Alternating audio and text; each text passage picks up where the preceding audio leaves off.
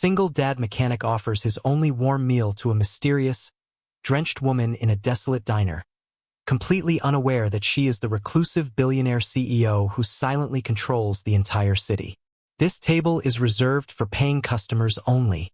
The rain hammered down on the grimy diner window like 1,000 desperate fists, relentless and wild. Inside, the air was thick with the smell of stale coffee and fried onions, a scent Leo usually found comforting, but which now only served to highlight the gnawing emptiness in his stomach. He was alone. The worn vinyl of the booth was cracked and cold beneath him, a perfect mirror for the brittle state of his own spirit.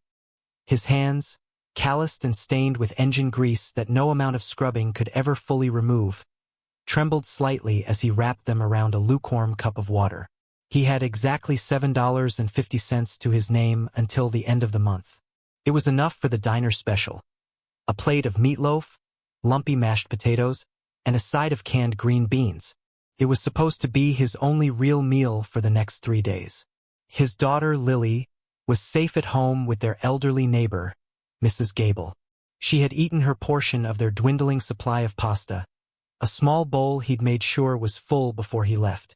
Her small, pale face, framed by soft brown hair so like her mother's, was the unwavering image that kept him going.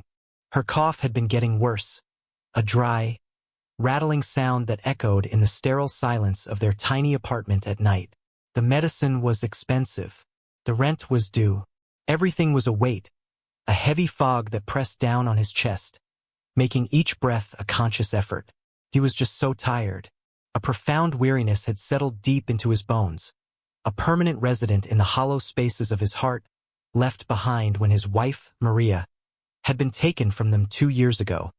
The relentless pounding of the rain seemed to seep into the diner, each drop a tiny hammer against his frayed nerves. He watched the water run in rivulets down the glass, blurring the already bleak cityscape into a watercolor of gray and black, a landscape that perfectly matched the geography of his own despair. He felt a sharp pang of hunger, so intense it was almost a physical blow. He had worked a 16-hour shift at the garage, his body aching from crawling under cars and wrestling with rusted bolts, only to be told by his boss, Mr. Henderson, that his pay would be docked for a supposedly missing wrench. Leo knew he hadn't lost it. He knew Henderson just enjoyed the small cruelties, the little demonstrations of power that made him feel bigger. Arguing would have been pointless. It would have meant losing his job, and his job, as soul-crushing as it was the only thing standing between him and the street. So he had just nodded, his jaw clenched, and accepted the injustice with a quiet, dignified resolve. That stolen pay was the money for his own food. Now, this single, sad meal felt less like sustenance and more like a symbol of his failure. He was failing Lily. He was failing Maria's memory. He was failing. The thought was a biting cold that spread through his veins, far colder than the damp chill in the air. He closed his eyes for a moment, picturing Lily's trusting smile. That was his anchor. That was his reason.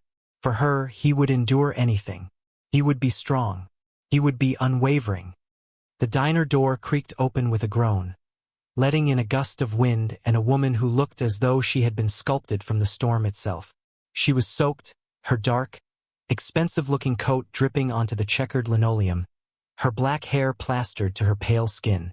She moved with a strange, almost ghostly slowness, her eyes, the color of a winter sky, seeming to look through the diner rather than at it.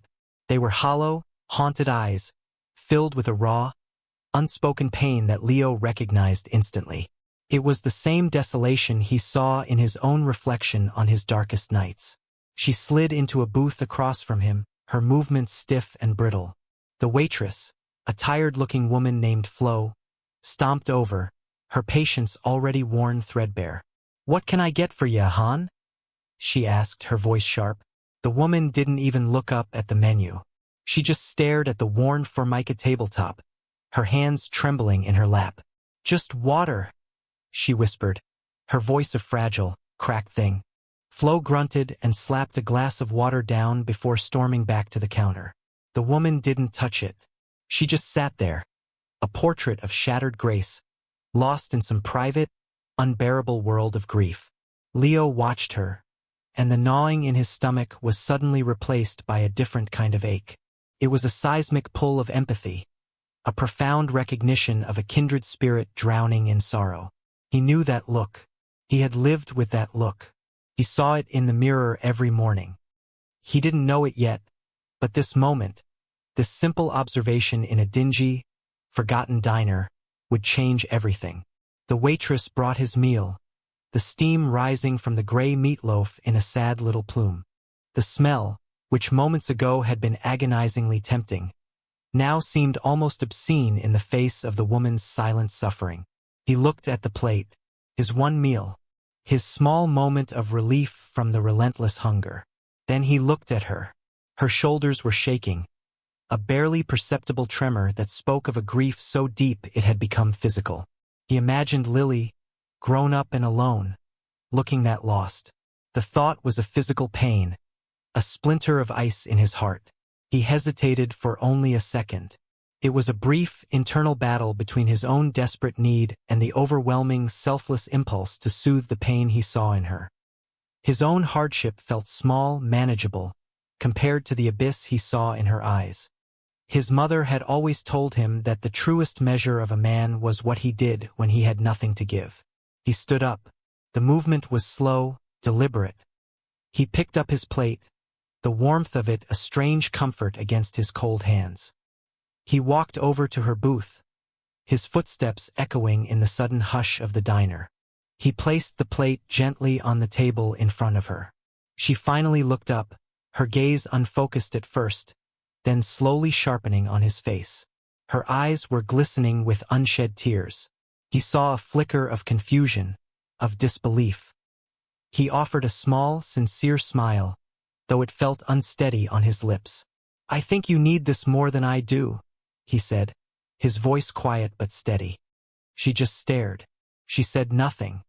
Her pale lips parted slightly as if to speak, but no sound came out. A sharp gasp was the only reply. He could see the internal struggle in her expression, the pride warring with a desperate, soul-deep exhaustion. He simply nodded, a gesture of understanding that needed no words. He didn't want thanks. He didn't want anything. He just wanted to see that terrible hollowness in her eyes recede, even for a moment. He turned and walked away, not looking back. He dropped his last few dollars on the counter to cover the bill and a small tip for Flo, who was staring at him with a look of stunned surprise. He pushed the diner door open and stepped back out into the pounding rain. The cold hit him immediately, seeping through his thin jacket, but he barely felt it. A strange warmth had spread through his chest, a quiet glow that had nothing to do with food and everything to do with a simple human connection. He had no idea who she was. He would likely never see her again. But in that one selfless act, he had affirmed his own humanity in a world that seemed determined to crush it. He walked home through the downpour, his stomach empty, but his heart, for the first time in a long time, felt something other than weary. He felt a sliver of peace. He was gone. The next morning, the sky was a sheet of unforgiving gray, the clouds heavy and low. The brief sense of peace from the night before had vanished, replaced by the familiar, biting cold of anxiety. Leo arrived at the garage 10 minutes early, as he always did, ready to lose himself in the familiar rhythm of his work. But Mr. Henderson was waiting for him by the entrance, his arms crossed, a cruel smirk playing on his thin lips. The air grew heavy. "Leo," he began, his voice dripping with false cordiality. "We need to have a chat." He led Leo into his cramped, cluttered office, the air thick with the smell of cheap cigars. Henderson sat behind his desk, leaning back in his squeaking chair, a king on a throne of stacked invoices and greasy rags. He didn't waste any time. "We're letting you go," he said, the words sharp and final. Leo froze. The blood drained from his face, and his heart thudded wildly against his ribs. "What? Why? I've never missed a day. I always finish my work." Henderson waved a dismissive hand. "It's about the company image, Leo. We've had some complaints. Your appearance. It's not professional. Plus, there was that matter of the Sterling Accounts custom alternator. It was installed improperly. A costly mistake, it was a lie. A blatant, vicious lie. Leo had worked on that car himself. He'd been meticulous, checking every connection twice. He knew his work was impeccable. This was a pretext, a flimsy excuse to get rid of him. He was being punished for being poor, for having worn clothes and weary eyes. He opened his mouth to protest, to defend his work and his dignity. But the look in Henderson's eyes stopped him. It was a look of pure, unadulterated contempt. There was no point. He was powerless. He walked out of the garage in a daze, the world feeling tilted and unreal. The sounds of the city, the traffic, the distant sirens, were muffled as if he were underwater. He had been unjustly fired. He had no savings. He had a daughter to feed. A sob caught in his throat, raw and painful. He swallowed it down. His pride a brittle shield against the overwhelming wave of despair that threatened to pull him under. He walked the long miles home, each step heavier than the last. The city felt alien, hostile. Every gleaming storefront, every well-dressed person rushing by, felt like a personal rebuke. He was an outsider, a ghost haunting the edges of a world he didn't belong to. When he finally reached his apartment building, the final blow was waiting for him. Taped to his door was a bright pink piece of paper. An eviction notice. The words swam before his eyes. Failure to pay. Vacate the premises within 3 days. The paper crinkled in his trembling hand. He had known he was late on rent, had planned to beg the landlord for an extension after his paycheck, the paycheck that Henderson had docked and that he would now never receive in full. It was all splintered. The last fragile threads holding his life together had snapped. He leaned his forehead against the cool wood of the door, his body shaking. He thought of Lily, of her innocent face. How could he tell her they had to leave? Where would they go? For the first time, a truly desperate, terrifying thought entered his mind. He had no hope left. Total silence. Meanwhile, miles away, in a cavernous penthouse that overlooked the entire city like a god's perch, Isabella Sterling stood before a floor-to-ceiling window. The city lights glittered below, a sea of diamonds she owned but could no longer see the beauty in. The woman from the diner was gone. In her place was a commanding figure, dressed in an impeccable silk blouse and tailored trousers, her hair pulled back in a severe knot. But her eyes were the same. They were still haunted, but now, a new light flickered within them, a tiny, fragile flame of purpose. The plate of meatloaf sat on an ornate marble table beside her, now cold and untouched. It was a sacred object, a symbol of something she thought no longer existed in her transactional, cynical world. Pure, selfless kindness. Leo's face was seared into her memory. The gentle sincerity in his eyes, the quiet dignity in his posture, the way he had offered her his only meal without a hint of expectation. It had been a seismic shock to the system of grief she had carefully constructed around herself since her fiancé, David, had died in a car crash a year ago. She had been shutting down, piece by piece, becoming a ghost in her own life, a CEO who ran a global empire through proxies and sterile video calls. That night, she had walked out of her sterile home into the storm, wanting to feel something, anything, other than the unbearable numbness.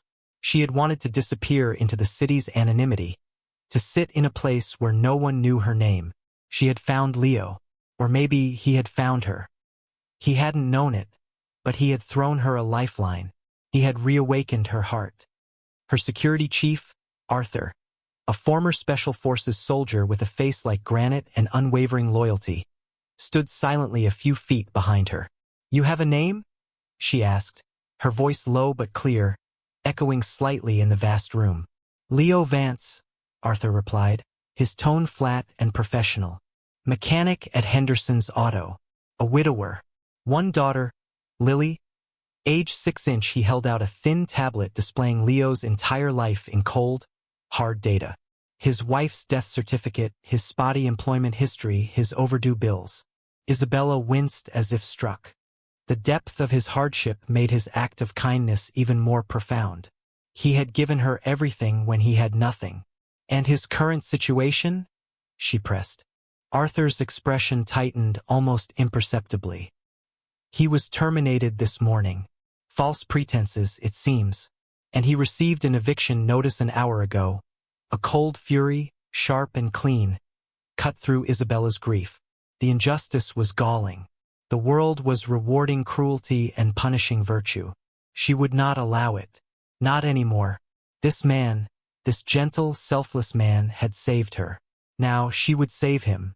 Arthur, she said, her voice now imbued with the commanding authority that had built an empire. I want you to handle the landlord, pay the rent for the next year. Anonymously, an electronic transfer from a charity fund. Untraceable. Consider it done, Ms. Sterling, he said. And Henderson's auto. I believe Sterling Industries holds the note on that property. Do we not?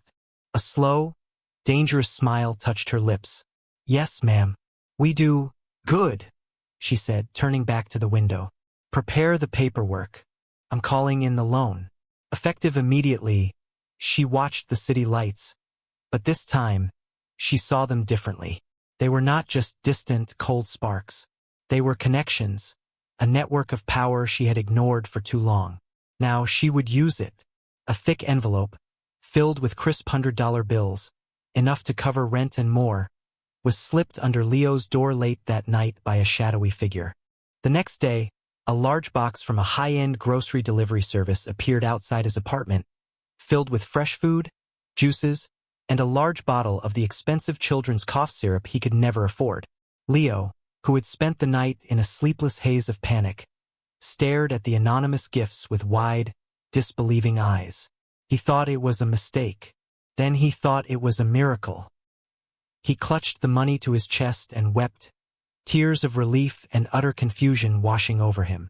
He had no idea that his guardian angel was watching him from a sleek, black car parked across the street, her heart aching with a strange, new mix of protectiveness and undeniable tenderness. Weeks passed. The anonymous gifts continued to arrive like clockwork. A new winter coat for Lily, a gift certificate to a toy store, an envelope of cash tucked inside a grocery bag. Leo's initial disbelief slowly morphed into a state of cautious hope. He used the breathing room to find odd jobs, fixing neighbors' cars for cash, determined to get back on his feet and not rely on the mysterious charity of a stranger. He didn't want handouts. He wanted to provide for his daughter himself. But the security the anonymous help provided was a warm blanket against the biting cold of his constant anxiety. He started taking Lily to the park every afternoon, a small luxury he could now afford.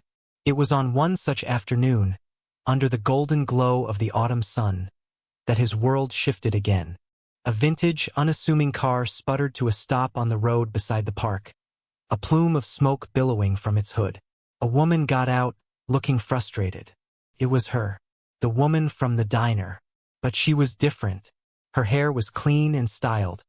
She wore simple but well-fitting clothes, and the desperate, haunted look in her eyes had been replaced by a quiet sadness. He recognized her instantly. His heart gave a strange leap. He didn't know why, but he felt an undeniable pull to go to her. He told Lily to stay on the swings where he could see her and walked over. "Trouble?" he asked, his voice gentle. She looked up, feigning surprise, though her heart was pounding. "Oh, yes. I'm afraid I don't know the first thing about cars," she said, her voice much smoother and clearer than he remembered. He smiled. "Well, that's one thing I do know. Mind if I take a look?" This was Isabella's plan, carefully orchestrated by Arthur. The car was a meticulously maintained classic. The problem, a simple disconnected hose that would take seconds to fix. It was a pretext. She just wanted to talk to him, to see him again, to hear his voice when it wasn't clouded by desperation. He leaned under the hood, his movements efficient and sure. She watched his hands, those strong, grease-stained hands that had so gently offered her a plate of food. "You're the man from the diner," she said softly. He looked up, his eyes meeting hers. "I am.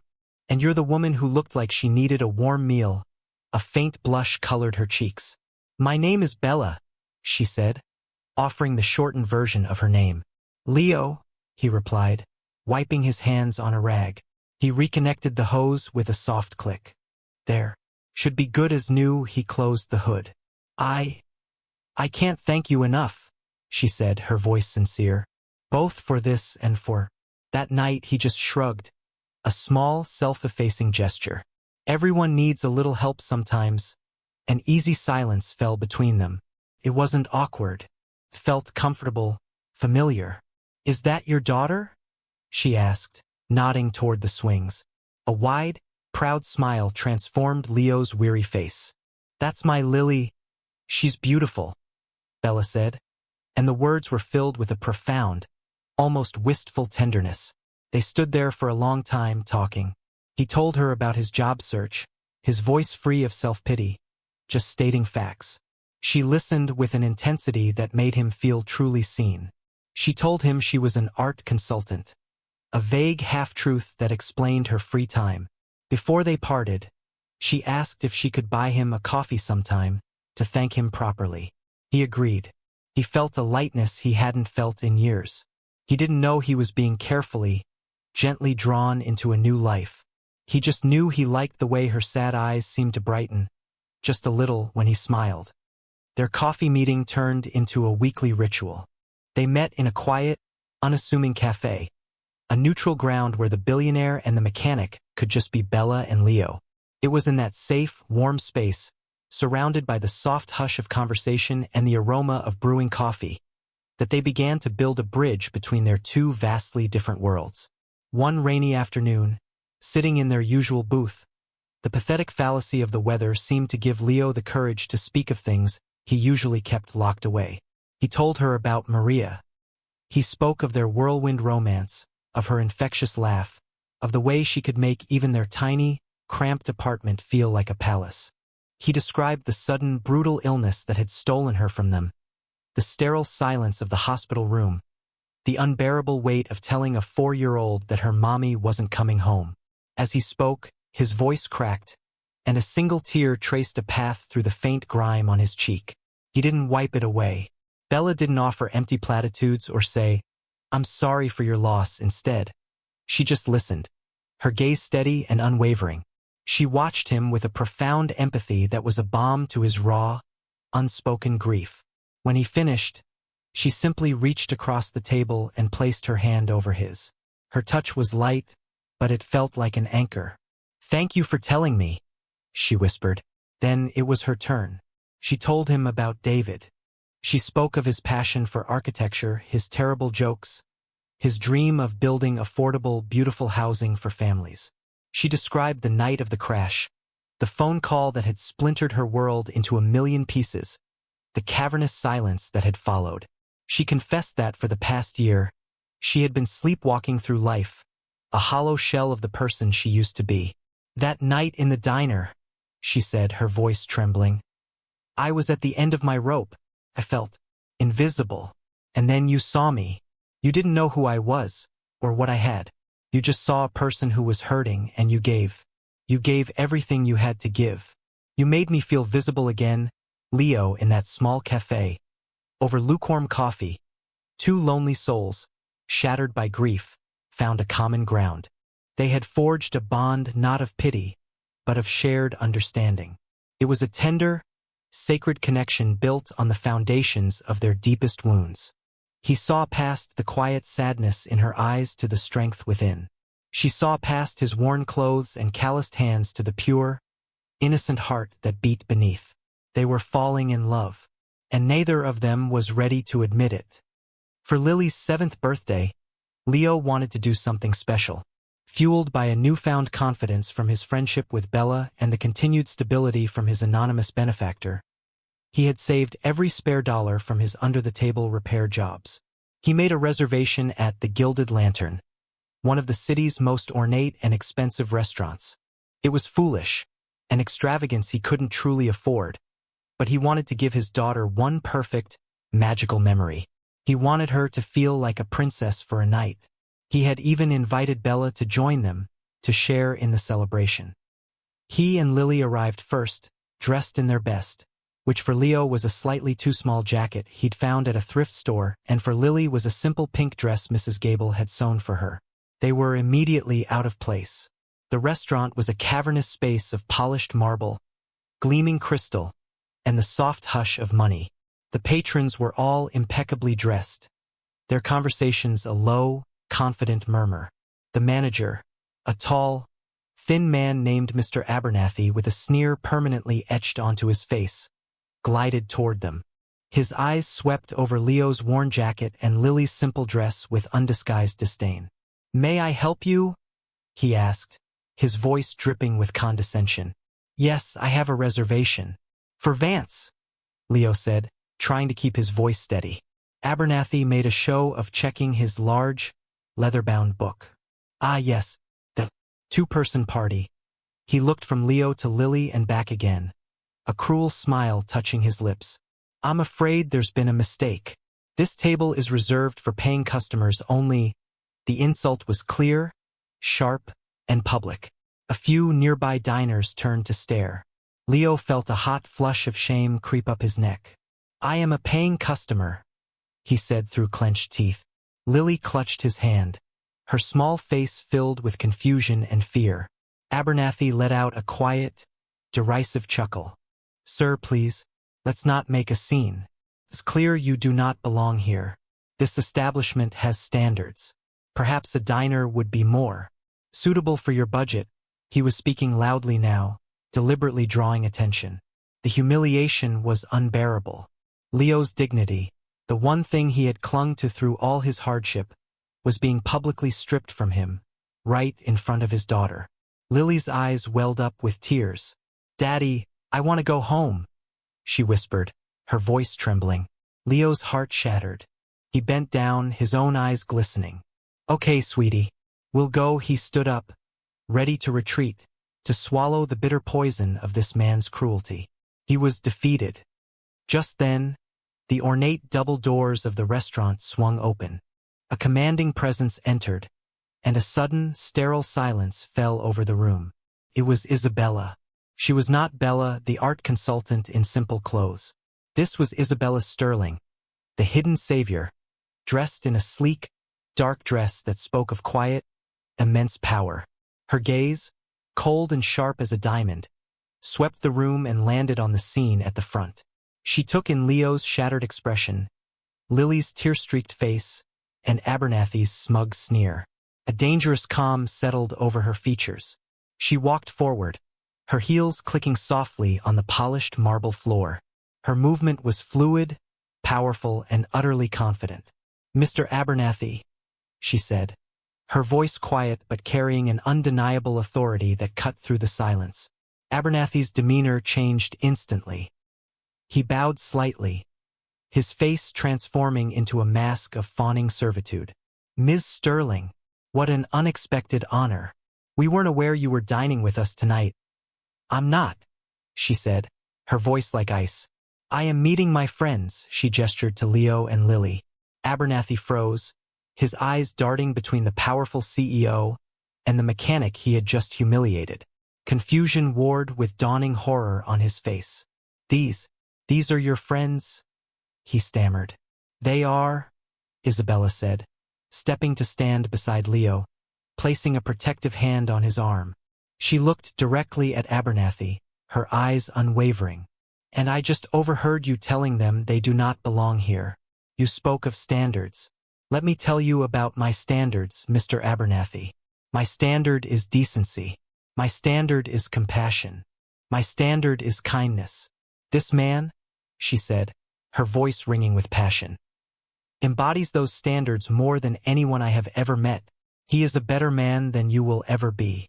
And you, in your cheap suit and cheaper cruelty, have dared to humiliate him in front of his child." She paused, letting the weight of her words hang in the dead air.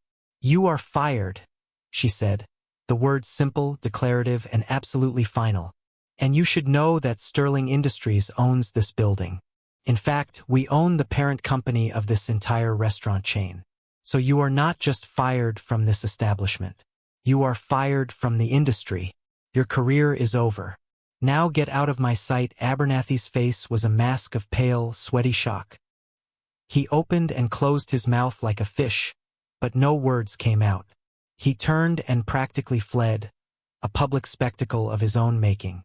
The entire restaurant was in stunned, cathartic silence. Isabella turned to Leo, her expression softening instantly from icy fury to tender concern. His face was a canvas of disbelief, confusion, and dawning understanding. "Bella?" he whispered, his voice hoarse. Who are you?" She gave him a sad, gentle smile. "My name is Isabella Sterling," she said softly, for his ears only. "And I'm the woman whose life you saved in that diner." She took a deep breath, ready to lay her entire heart bare. "That night, Leo, I was drowning. The world was gray and meaningless. And you performed the most profound act of kindness I have ever witnessed. You gave me your only meal. You asked for nothing in return. You reminded me that there was still good in the world. You reminded me how to feel again." Her eyes glistened. "I had my people find you. I couldn't just walk away. I saw you were in trouble. The rent, the groceries, the medicine. That was me. I wanted to help you, to repay the hope you gave me, but I didn't know how. I was afraid to just offer you money, to tarnish the purity of what you did." He stared at her, his mind reeling. The anonymous benefactor, the chance meeting at the park, the easy conversations. It all clicked into place. It wasn't a series of miracles. It was her. It had always been her. "So I arranged to meet you," she continued, her voice dropping to a vulnerable whisper. "I just wanted to know the man who had shown such grace, and I found someone even more remarkable than I could have imagined. A man of quiet strength, of unwavering integrity. A devoted father." She reached out and gently cupped his cheek, her thumb stroking his skin.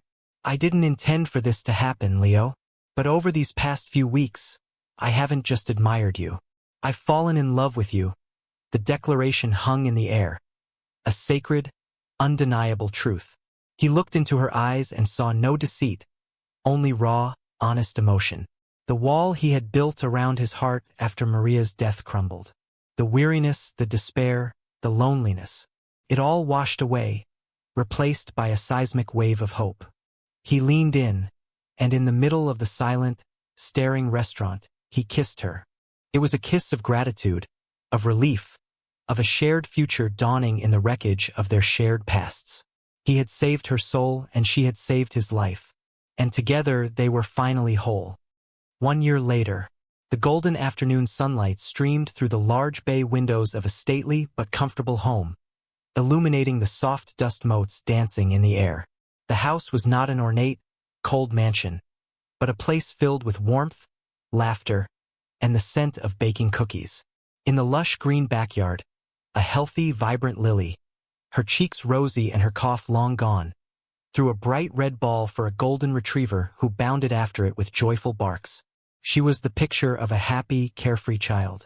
Inside, Leo stood in a bright, modern kitchen, wearing a soft sweater, the perpetual look of weariness completely gone from his face.